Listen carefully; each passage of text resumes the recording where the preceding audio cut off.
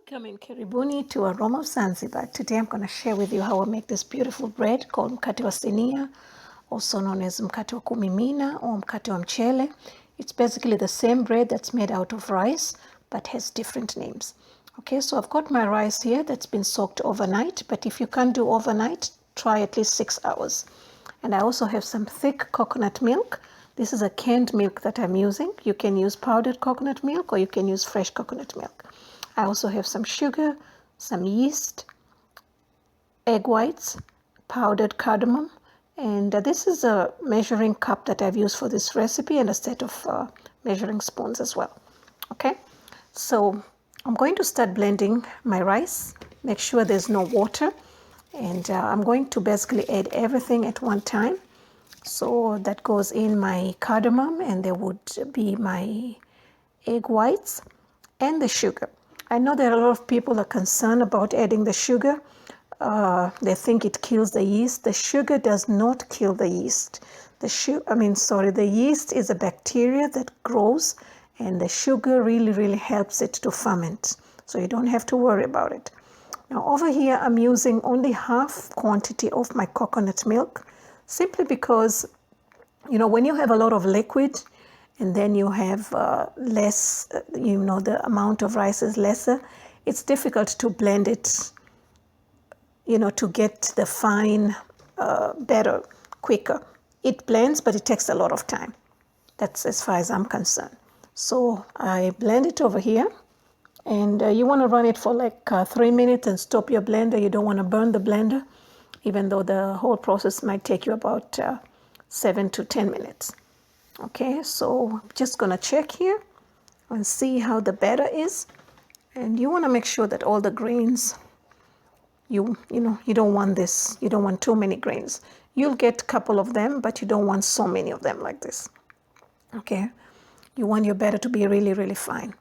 Okay, so I'm going for the second round now, and then I'm gonna check it again.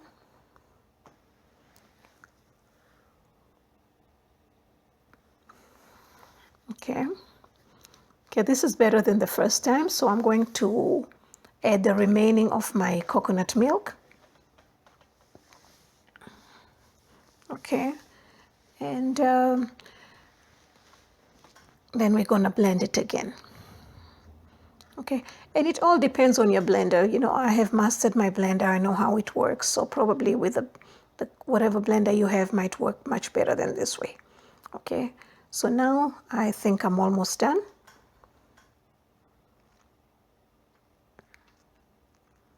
Okay, this is what I'm looking for, and it's fine. It's got little few grains, okay, but it can be done with this.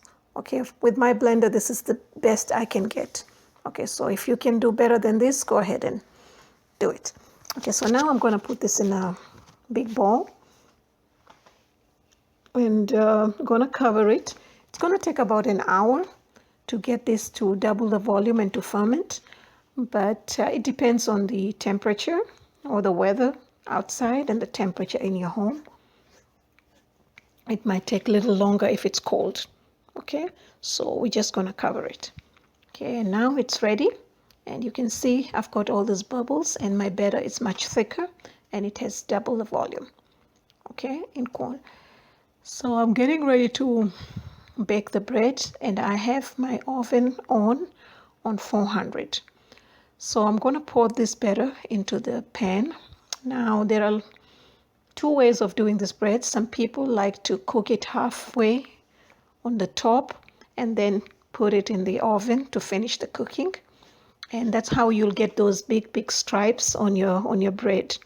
Okay, but I like to just do it this way. Now my pan is warm. It's just warm. It's not hot.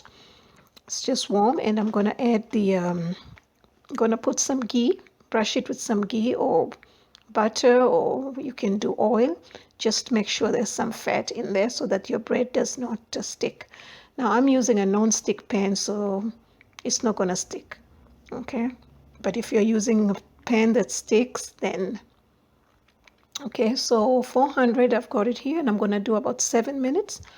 I want this to kind of like shock and bring my batter really fast up. Okay, and then I'm going to go 350 for 30 minutes. Okay, so you see my bread is here nice and golden. And I'm going to apply some ghee. Likewise, you can do oil or you can do butter. And then I'm going to cover this so all the moisture just stays locked in the inside. It doesn't go out, and that it will make my bread very moist. Okay, so in between, just after a few minutes, just wipe all these, what do you call, condensation? Okay, I'm getting into chemistry now. Okay, and then now it's ready. So it's come out on its own. But if you have the other type of pan, you might have to use a knife to release it. Okay, so we're getting ready to slice our bread, and I've got my tea ready. I love my bread with a chai. I don't drink chai very often, but when I have this bread or when I have mandazi, I gotta have chai. Okay, so that's about it, and I hope you enjoy this video, and I hope you like it, and I cannot wait to show you how this bread looks inside. And if you have to keep it, store it, you can put it in the freezer, and then you can warm it up the next day or whenever you need it. It works perfectly all right.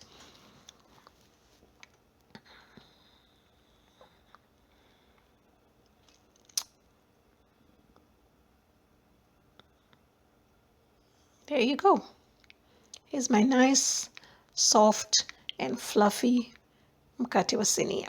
Thank you very much. For more recipes, please visit me at Aroma of Zanzibar.